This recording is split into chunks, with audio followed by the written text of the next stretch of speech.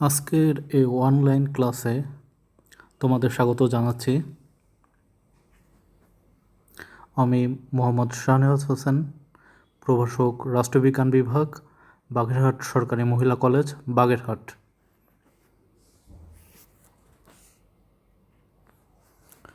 প্রথমেই আমরা একটা ম্যাপ দেখতে পাচ্ছি। ম্যাপটা কি বলতে পারো তোমরা? ম্যাপটা হলো ইউনাইটেড কিংডম অর্থাৎ যুক্তরাজ্যের ম্যাপ। এই ম্যাপে দেখতে পাচ্ছি মোট 4টি অঞ্চল নিয়ে আজকের ইউনাইটেড কিংডম গঠিত। এটা কি কি? ইংল্যান্ড, স্কটল্যান্ড, ওয়েলস আর নর্দার্ন আয়ারল্যান্ড। এই 4টা অংশ নিয়ে কি গঠিত? ইউনাইটেড কিংডম নামে একটি স্বাধীন সার্বভৌম রাষ্ট্র গঠিত। তাহলে আজকে আমরা কি বিষয় নিয়ে আলোচনা করতে যাচ্ছি, তোমরা কি কেউ মনে করতে পারছো বা বুঝতে পারছো? তাহলে দেখা যাক আজকের আলোচ্য সূচি কোনটা। আজকের পাঠ পরিচিতি। আজ মূলত অনার্স প্রথম বর্ষের শিক্ষার্থীদের নিয়ে আমার এই ক্লাসটা অনুষ্ঠিত হতে যাচ্ছে রাষ্ট্রবিজ্ঞান বিভাগের। আর সাবজেক্টের নাম প্রধান বৈদেশিক সরকার, যুক্তরাজ্য, যুক্তরাষ্ট্র এবং ফ্রান্স। এই 3টা রাষ্ট্রের যে সরকার ব্যবস্থা, তাদের যে রাজনৈতিক কাঠামো, তাদের সংবিধান এ সম্পর্কিত আমরা আলোচনা করতে যাচ্ছি। আজকের অধ্যায় 2 এবং এই দ্বিতীয় অধ্যায়ে রয়েছে ব্রিটিশ সংবিধানের মৌলিক বৈশিষ্ট্যসমূহ এবং সাংবিধানিক রীতিনীতি ও আইনের অনুশাসন সম্পর্কে। তাহলে আমরা কি জানতে যাচ্ছি আজকে? ব্রিটিশ সংবিধানের মৌলিক বৈশিষ্ট্যসমূহ এবং সাংবিধানিক রীতিনীতি ও আইনের অনুশাসন সম্পর্কে।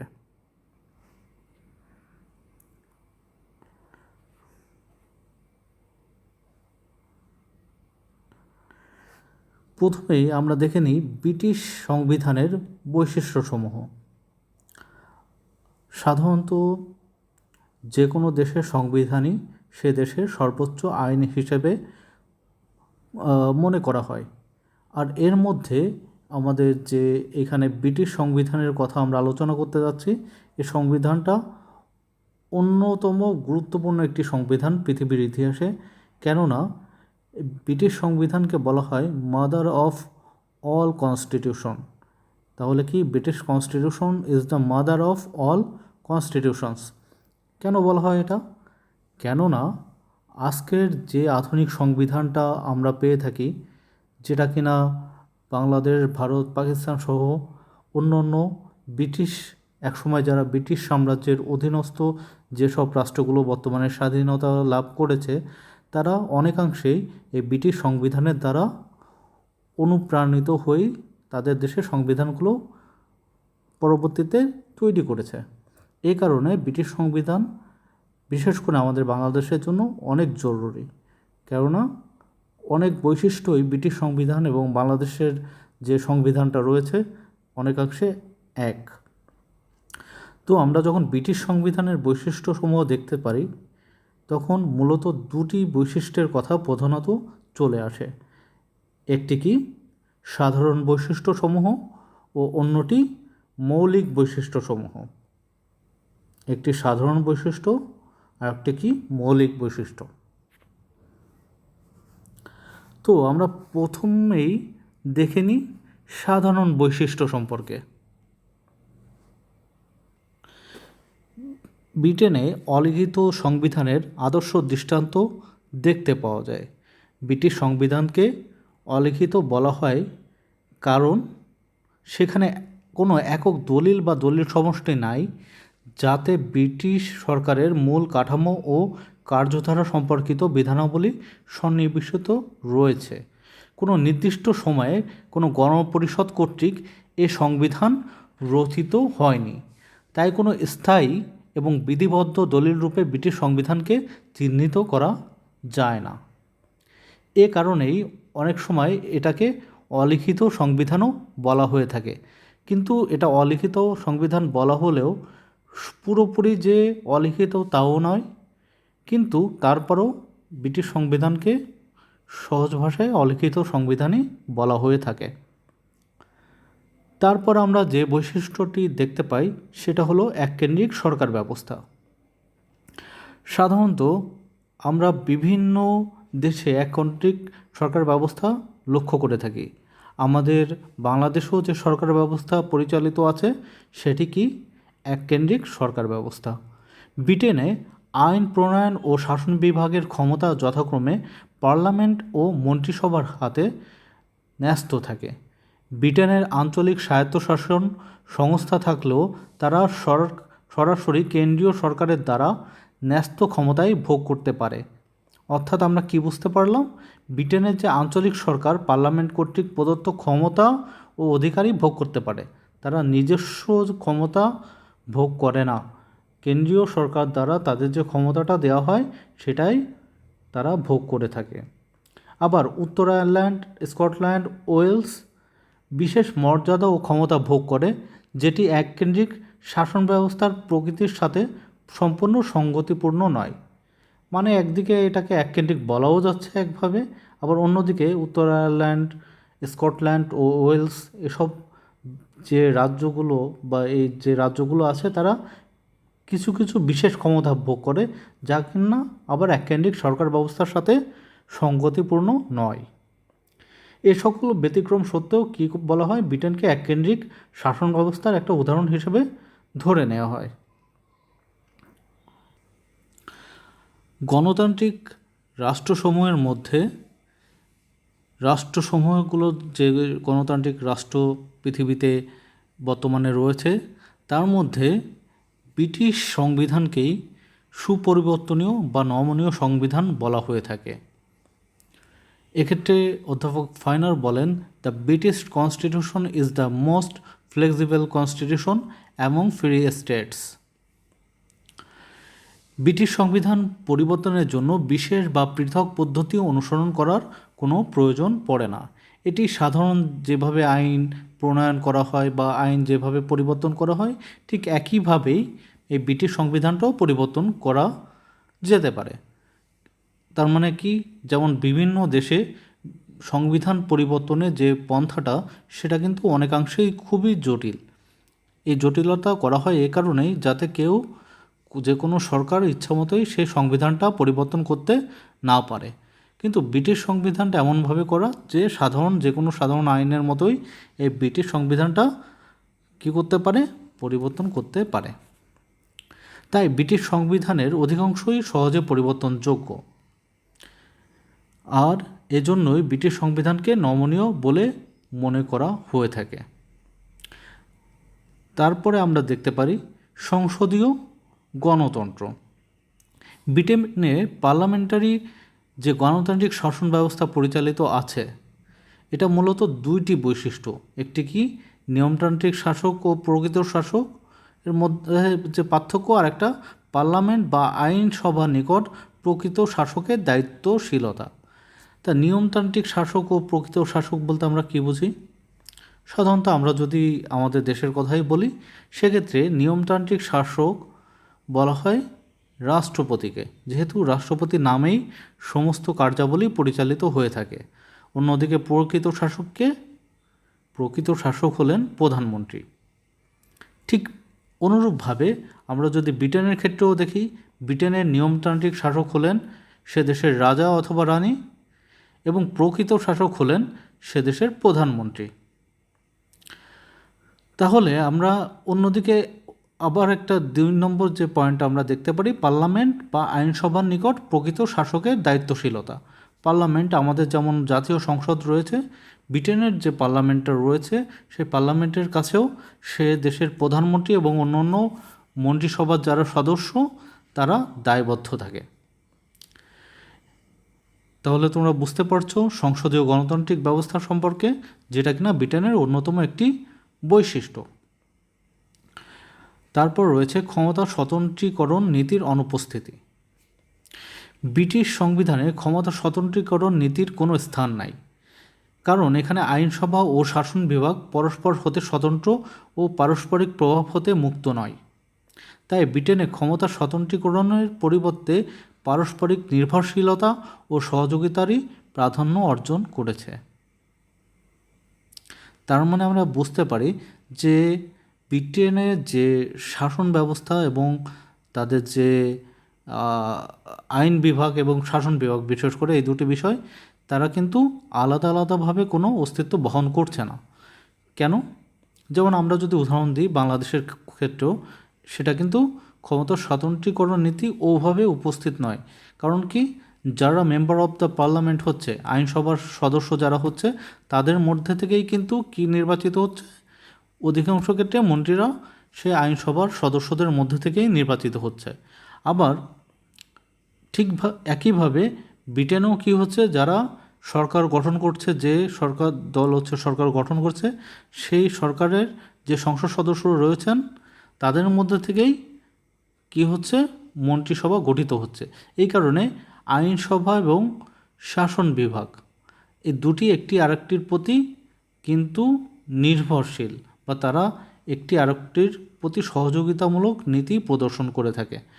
এখানে ক্ষমতা স্বতন্ত্রীকরণ নীতির পুরোপুরি অনুপস্থিতি দেখা যায়, বিশেষ করে আইনসভা এবং শাসন বিভাগের মধ্যে। তারপর আমরা যেটা দেখতে পাই পয়েন্টটা, ক্যাবিনেটের একনায়কতন্ত্র। ব্রিটিশ শাসন ব্যবস্থার একটি বৈশিষ্ট্য হলো ক্যাবিনেটের প্রাধান্য প্রতিষ্ঠা, যাকে সাধারণভাবে ক্যাবিনেটের একনায়কতন্ত্র নামে অভিহিত করা হয়ে থাকে। ক্যাবিনেটের একনায়কতন্ত্র মূলত ব্রিটিশ গণতান্ত্রিক কাঠামোর মধ্যে ক্যাবিনেটের অপ্রতিরোধ্য এবং প্রায় নিয়ন্ত্রণবিহীন ক্ষমতাকেই বোঝায়। প্রধানমন্ত্রীর নেতৃত্বাধীন ক্যাবিনেটই সরকারি নীতি ও আইন প্রস্তাব প্রণয়ন করে থাকে এবং তা পার্লামেন্টের অনুমোদনের জন্য পেশ করে থাকে। ক্যাবিনেটের সামগ্রিক যে নির্বাহী ক্ষমতা প্রয়োগে, অর্থাৎ দেশ শাসনের ব্যাপারে জননির্বাচিত পার্লামেন্টের নিকট দায়ী থাকে। তার মানে আমরা কি বুঝতে পারলাম, ক্যাবিনেট অর্থাৎ সে দেশের যে মন্ত্রিসভা, তারাই মূলত ক্ষমতাটা ভোগ করে থাকে এবং ক্যাবিনেটের নেতৃত্বে যে মন্ত্রিসভা থাকে তাদেরই সকল কিছুর কার্যাবলী তারাই মূলত করে থাকে এবং এক্ষেত্রে তারা কি পার্লামেন্টের নিকট অনুমোদনের জন্য পেশ করে, কিন্তু বাকি সব কাজই কিন্তু তারা করে থাকে, ক্যাবিনেট অর্থাৎ মন্ত্রিসভা। তারপর রয়েছে দুর্বল বিচার ব্যবস্থা। ব্রিটেনের শাসন ব্যবস্থার কাঠামো মার্কিন যুক্তরাষ্ট্রের মতো বিচার বিভাগের মতো প্রাধান্য স্বীকার করা হয়নি, তাই ব্রিটিশ বিচার ব্যবস্থা তেমন শক্তিশালী নয়। বিচার বিভাগীয় সমীক্ষার মাধ্যমে মার্কিন যে সুপ্রিম কোর্ট আইন প্রণীত কোনো আইন ও শাসন বিভাগের সিদ্ধান্ত, আদেশ, নির্দেশ, চুক্তি ও সন্ধির বৈধতা ও সাংবিধানিক বিচার করতে পারে। মার্কিন যুক্তরাষ্ট্রের ক্ষেত্রে আমরা যেটা দেখতে পাই কি, তারা যদি পার্লামেন্ট অথবা সরকার এমন কোনো আইন পাশ করে থাকে যে ক্ষেত্রে কি হচ্ছে, সরকার সংবিধান লঙ্ঘন হচ্ছে, সেক্ষেত্রে তারা এটার বৈধতা নিরূপণ করতে পারে এবং বৈধতা বিচার করে এটি সংবিধান বিরোধী এবং এটা করা যাবে না, এক্ষেত্রে সরকার বা পার্লামেন্টের বিরুদ্ধে তারা কী করতে পারে, কোনো রায় দিতে পারে। কিন্তু ব্রিটেনের সংবিধান কী করতে পারে না, যে আইনের সাথে সংবিধানের বিরোধের ক্ষেত্রে সংশ্লিষ্ট আইনকে তারা অবৈধ ঘোষণা করতে পারে না। ব্রিটেনের বিচার বিভাগ হতে এই ক্ষমতা ন্যস্ত করা হয়নি। ব্রিটেনের বিচার বিভাগ পার্লামেন্ট কর্তৃক প্রণীত আইন ব্যাখ্যা করতে পারে মাত্র, যে সরকার যে পার্লামেন্ট থেকে যে আইনটা পাশ হয়ে যায় সেটা তারা ব্যাখ্যা করতে পারে, কিন্তু কি করতে পারে না, অবৈধ ঘোষণা করতে পারে না। এক্ষেত্রে কি দেখা যায়, যে বিচার বিভাগের দুর্বলতা লক্ষ্য করা যায়। তারপরে যে আমরা পয়েন্টটা দেখতে পাই, সাংবিধানিক রীতিনীতির প্রাধান্য। ব্রিটিশ সংবিধান এখানেই অসাধারণ যে এই সাংবিধানিক রীতিনীতির সংখ্যায় অত্যন্ত বেশি। সাংবিধানিক রীতিনীতি ব্রিটিশ সংবিধানের প্রকৃতিকে অনেকাংশেই পরিবর্তন করেছে। এর উপস্থিতির জন্যই ব্রিটিশ সংবিধানকে অলিখিত সংবিধান বলা হয়ে থাকে। রাজশক্তির সাথে পার্লামেন্ট ও ক্যাবিনেটের যে সম্পর্ক, পার্লামেন্টের সাথে পার্লামেন্ট কক্ষের যে সম্পর্ক রয়েছে, সেটা সংবিধানের রীতিনীতির দ্বারাই সম্ভব হয়েছে।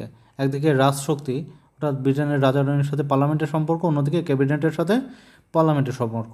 এই যে রীতিনীতি বা নিয়মকানুন বা যে কাস্টমস ব্রিটেনে দীর্ঘ বছরের পর বছর, শতাব্দীর পর শতাব্দী ধরে গড়ে উঠেছে, তাই ব্রিটিশ সংবিধানের মূল ভিত্তি হিসেবে ধরে নেওয়া হয়। তারপর আমরা যে পয়েন্টটা দেখতে পাই, প্রধানমন্ত্রীর প্রাধান্য। ব্রিটেনের যে শাসন ব্যবস্থায় প্রধানমন্ত্রীর একক প্রাধান্য এখনও সুপ্রতিষ্ঠিত। তিনি হলেন সরকারের স্থপতি ও প্রাণকেন্দ্র। তিনি সরকারের গঠন, পরিবর্তন, নীতি নির্ধারণ, প্রয়োগের মুখ্য ভূমিকা পালন করে থাকেন। তিনি সমগ্র ক্যাবিনেটের পরিবর্তে নিজের একান্ত অনুগত ও বিশ্বস্ত মন্ত্রীদের নিয়ে কিচেন ক্যাবিনেট বা অন্দরমহল বিশিষ্ট ক্যাবিনেট গঠন করে থাকেন। তার একসঙ্গে মনোভাব ও যৌথ সিদ্ধান্তের পরিবর্তে ব্যক্তিগত সিদ্ধান্তের উপর নির্ভরশীলতা ও কঠোর মনোভাবের জন্যই এই পদটিকে অনেক বেশি সমীহ করা হয়ে থাকে। তবে তিনি সিদ্ধান্ত গ্রহণের ক্ষেত্রে কী করে থাকেন, নিজের সচিবালয় ও বিশেষ উপদেষ্টাদের সাহায্য গ্রহণ করে থাকেন। সংবিধানের অবাস্তবতা বা তত্ত্ব বাস্তবের মধ্যে পার্থক্য ব্রিটিশ সংবিধানের এক অনন্য বৈশিষ্ট্য। তত্ত্বগতভাবে ব্রিটেনের রাজা বা রানী সর্বময় ক্ষমতার অধিকারী, কেননা ব্রিটেনের সংবিধানে একটা কথা লেখা থাকে, the king can do no wrong, অর্থাৎ ব্রিটেনের যে রাজা তিনি কী করতে পারেন না, কোনো ভুল করতে পারেন না, কারণ ব্রিটিশ সরকার যে কার্যক্রমগুলো পরিচালনা করেন সবই ব্রিটেনের রাজার নামে অথবা রানীর নামেই সবগুলো কার্যক্রম পরিচালনা করে থাকেন। এবং সংবিধানে যেহেতু আছে the king can do no wrong, যেহেতু রাজা রানী কোনো ভুল করতে পারেন না, সেক্ষেত্রে সরকারের যে কার্যাবলী রাজা রানীর নামেই কিন্তু কিভাবে হয়ে থাকে, সকল কার্যাবলী পরিচালিত হয়ে থাকে। তারপরে আমরা দেখতে পাই অগণতান্ত্রিক উপাদান। ব্রিটেনের শাসন ব্যবস্থা গণতান্ত্রিক হলেও এতে অগণতান্ত্রিকতার ছাপ লক্ষ্য করা যায়, কেননা ব্রিটেনের রাজতন্ত্র অন্যতম অগণতান্ত্রিক প্রতিষ্ঠান। কেননা একদিকে সংবিধানে গণতন্ত্র রয়েছে, অন্যদিকে রাজতন্ত্র, এটা একটা আরেকটার সাথে সাংঘর্ষিক বিষয়। এজন্য বলা যায় রাজা বা রানী নিয়মতান্ত্রিক শাসনপাত্র, প্রকৃত ক্ষমতা তার হস্তে নাই। আবার লর্ড সভা আরেকটি অগণতান্ত্রিক প্রতিষ্ঠান, কারণ এর সদস্যগণ উত্তরাধিকার সূত্রে সদস্যপদ লাভ করে থাকেন। ব্রিটেনে কয়টা বিষয় লক্ষ্য করা গেল, যেটা কিনা উত্তরাধিকার, লর্ডের ছেলে বা লর্ডের উত্তরাধিকাররাই লর্ড হচ্ছেন, আবার রাজা বা রানীর তাদের বংশধর থেকেই রাজা বা রানী হচ্ছেন। তার মানে এই বিষয়টা কিন্তু গণতান্ত্রিক পদ্ধতির নাই, অগণতান্ত্রিক। যদিও এটা প্রকৃত ক্ষমতা লর্ড সভা অথবা রাজা রানীর কাছে নাই, এটা অনেকাংশে শুধুমাত্র একটা কী বলা যায়, এটা শুধুমাত্র একটা জাস্ট আইওয়াশ, তারা জাস্ট তাদের যে নিয়মটা বা তাদের প্রথাটাকে ধরে রাখছে, কিন্তু তাদের হাতে রাজা রানী বা লর্ড সভার হাতে কোনো প্রকৃত ক্ষমতা নাই। প্রকৃত ক্ষমতা মূলত পার্লামেন্ট এবং ক্যাবিনেটের কাছেই রয়েছে। তারপর নাগরিক অধিকার। অন্যান্য উদারনৈতিক গণতান্ত্রিক শাসন ব্যবস্থার ন্যায় ব্রিটেনেও নাগরিক অধিকার স্বীকৃত রয়েছে। ব্রিটেনের সংবিধান মূলত অলিখিত, তাই ব্রিটিশ যে নাগরিকদের অধিকারসমূহ সংবিধান দ্বারা সুনির্দিষ্ট ও সুরক্ষিত নয়। তবুও ব্রিটিশ নাগরিকগণ অন্যান্য দেশের নাগরিকদের তুলনায় অধিক নাগরিক অধিকার ভোগ করে থাকেন। ব্রিটেনে বাক স্বাধীনতা, সভা সমিতি করার স্বাধীনতা, ধর্মাচরণের স্বাধীনতা প্রভৃতি নাগরিকগণ প্রচলিত আইনের ভিত্তিতেই ভোগ করে থাকেন। দ্বিদলীয় ব্যবস্থা। ব্রিটেনের দলীয় ব্যবস্থা কার্যকরী দ্বিদলীয় ব্যবস্থা নামে পরিচিত। ব্রিটেনে প্রধানত দুটি রাজনৈতিক দল হলো কনজারভেটিভ পার্টি এবং অন্যটি হলো লেবার পার্টি। একটি রক্ষণশীল দল, অন্যটি শ্রমিক দল। নির্বাচনী রাজনীতি ও সরকার গঠনে অন্যান্য দলের ভূমিকা অত্যন্ত গৌণ। সাধারণত বিভিন্ন দেশেই দেখা যায় যে সাধারণত দুটি দলের মধ্যেই কিন্তু রাজনীতি হয়ে থাকে। যেমন আমাদের দেশে আওয়ামী লীগ বিএনপির মধ্যে মূলত রাজনীতি যে সমীহ বা সমীকরণটা চলে থাকে। অনুরূপভাবে আমরা যদি দেখে থাকি মার্কিন যুক্তরাষ্ট্রের ক্ষেত্রে, সেক্ষেত্রে আমরা কি রিপাবলিকান এবং ডেমোক্রেট এই দুটো দলের মধ্যে দেখতে পারি। আবার যখন আমরা ভারতে দেখি কংগ্রেস এবং বিজেপি এই দুটি দলের মধ্যে হয়। অনুরূপভাবে ব্রিটেনে, যেটা কিনা ইউনাইটেড কিংডমে, দুটি পার্টির মধ্যেই এই রাজনৈতিক সমীকরণটা দেখা যায়। সেটা কি রক্ষণশীল দল, যেটা কিনা কনজারভেটিভ পার্টি, অন্যটি শ্রমিক দল, যার নাম ইংলিশে লেবার পার্টি বলা হয়ে থাকে। উভয় দল ব্রিটেনের বিদ্যমান রাজনৈতিক ব্যবস্থায় স্থিতিশীলতার প্রয়োজনের সম্পর্কে সহমত পোষণ করে, তবে তাদের মধ্যে পদ্ধতিগত পার্থক্য রয়েছে। এখন আমরা দেখব মৌলিক বা অন্যান্য বৈশিষ্ট্য সম্পর্কে। এত সময় আমরা সাধারণ বৈশিষ্ট্যগুলো সম্পর্কে দেখলাম, এখন দেখব মৌলিক এবং অন্যান্য বৈশিষ্ট্যগুলো সম্পর্কে। প্রথমেই যেটা আমরা দেখতে পাই সেটা হচ্ছে বিবর্তনের ফল। ব্রিটিশ সংবিধান বিবর্তনশীল প্রকৃতি এর অন্যতম বৈশিষ্ট্য।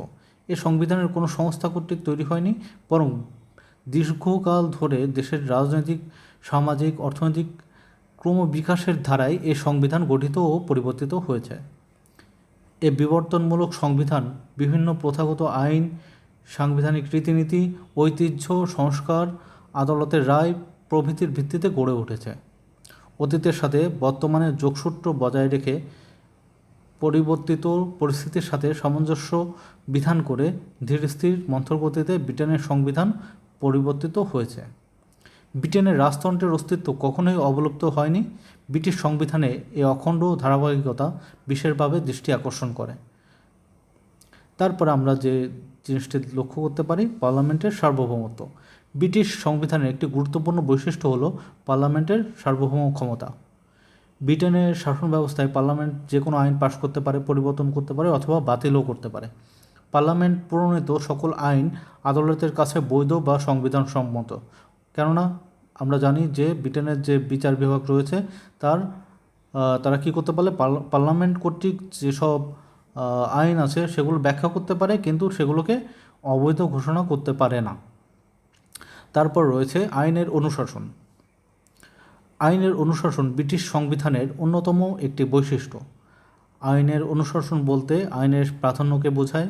প্রথাগত আইনের বিকাশ ও অধিকার সংরক্ষণের জন্য দীর্ঘদিনের পরিবর্তনের ফলে ব্রিটেনের আইনের অনুশাসনের ধারণা গড়ে উঠেছে। শাসকের ক্ষমতাকে সীমাবদ্ধ রাখা এবং জনগণের অধিকার ও ন্যায়ের আদর্শকে প্রসারিত করার ক্ষেত্রে আইনের অনুশাসনের নীতির অবদান অনস্বীকার্য। তারপরে আমরা যে জিনিসটা দেখতে পাই, রাজকীয় সাধারণতন্ত্র বা প্রজাতন্ত্র। ব্রিটেনের রাজকীয় সাধারণতন্ত্র বা প্রজাতন্ত্র নামে পরিচিত। আপাতদৃষ্টিতে রাজকীয় বা প্রজাতন্ত্র শব্দ দুটোই পরস্পর বিরোধী, কারণ রাজকীয় বা রাজতন্ত্র বংশানুক্রমিক শাসন ব্যবস্থায় বিশ্বাসী, কিন্তু প্রজাতন্ত্র বংশানুক্রমিক শাসনে বিশ্বাসী নয়। এই দেশের শাসন ব্যবস্থায় রাজতন্ত্র ও প্রজাতন্ত্রের সমাহার অসম্ভব, কিন্তু ব্রিটেনে এই উভয় ব্যবস্থার এক অভিনব সমাবেশ ঘটেছে। ব্রিটিশ সাম্রাজ্যে এই শাসন ব্যবস্থায় রাজশক্তির ভূমিকা, ব্রিটেনের শাসন ব্যবস্থায় প্রজাতান্ত্রিক শাসন ব্যবস্থার অধিকাংশ বৈশিষ্ট্যই উপস্থিত। তবে ব্রিটেনের রাজতন্ত্রের সাথে প্রজাতন্ত্রের সহাবস্থানের কোনো অসুবিধা হয়নি, কেননা ব্রিটেনে রাজতন্ত্র যারা রয়েছে তারা শুধুমাত্র নিয়মতান্ত্রিক শাসক, নমিনাল এক্সিকিউটিভ, রিয়েল এক্সিকিউটিভ, মূলত প্রধানমন্ত্রীর নেতৃত্বাধীন যে ক্যাবিনেট আছে তারাই এই কাজটি করে থাকে। মূলত তারাই শাসন ব্যবস্থাটা পরিচালনা করে থাকে। তাহলে আমরা আজকে কি দেখতে পারলাম? আজকে আমরা দেখতে পারলাম কি সম্পর্কে? আজকে আমরা দেখতে পারলাম ব্রিটিশ সংবিধান সম্পর্কে, ব্রিটিশ সংবিধানের বৈশিষ্ট্য সম্পর্কে আমরা সংক্ষেপে জানতে পারলাম। তাহলে আজ এ পর্যন্তই।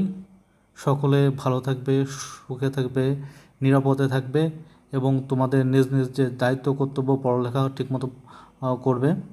তোমাদের সকলকে আন্তরিক অভিনন্দন ও ধন্যবাদ জানিয়ে আজকের এই ক্লাসের এখানেই সমাপ্তি ঘোষণা করছি। ধন্যবাদ সবাইকে।